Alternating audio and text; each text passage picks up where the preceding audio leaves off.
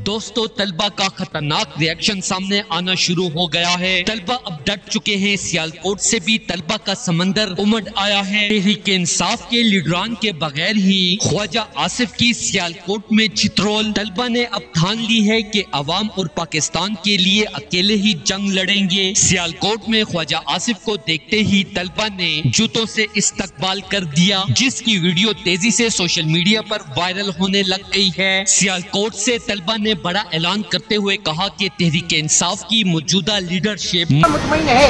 General colonel और कोई तिब्ता मुतमईन नहीं है। GHQ में बैठे हुए लोग हैं ना, जिनकी वजह से आज सारा ये ड्रामा चला है, जिनकी वजह से 7:30 बजे आजम सवाती की मुलाकात हुई।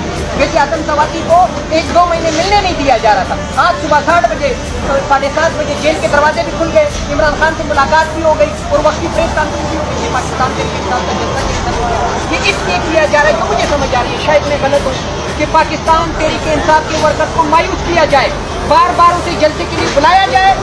पाकिस्तान तहरीक इंसाफ का वर्कर जो है वो किसी जागीरदार के पैसों पे नहीं आता है, उसे पता है कि वो अपने जेब पे आते हैं। नहीं बल्कि लीडरशिप है, इसलिए कि इन्होंने पहले 3 मरतबा अवाम से जलसे का वादा किया, लेकिन ताकतवरों के साथ मिलकर अवाम के पहुंचते ही जलसा कैंसिल कर दिया। इसी वजह से आज तलबा ने ख्वाजा आसिफ को सबक सिखाकर ये साबित कर दिया है कि वो अपने लीडरान की तरह गीदड़ नहीं है। तलबा ने ख्वाजा आसिफ को भी बता दिया है कि 31 अगस्त की डेडलाइन आने से पहले ताकतवरों से कह दो कि खान साहब को रिहा कर दे, वरना तलबा मौजूदा लीडरशिप के बगैर ही अडियाला जेल का रुख करेंगे। यहाँ मैं अपनी बुज़दिल लीडरशिप को मुखातिब कहकर ये कहूँगा कि अगर आपने जलसा मुलतवी करना था तो इस जलसे का। दोस्तों, इस हवाले से अपनी राय का इजहार कमेंट सेक्शन में दें। वीडियो अच्छी लगे तो लाइक करें और इस चैनल को सब्सक्राइब करें।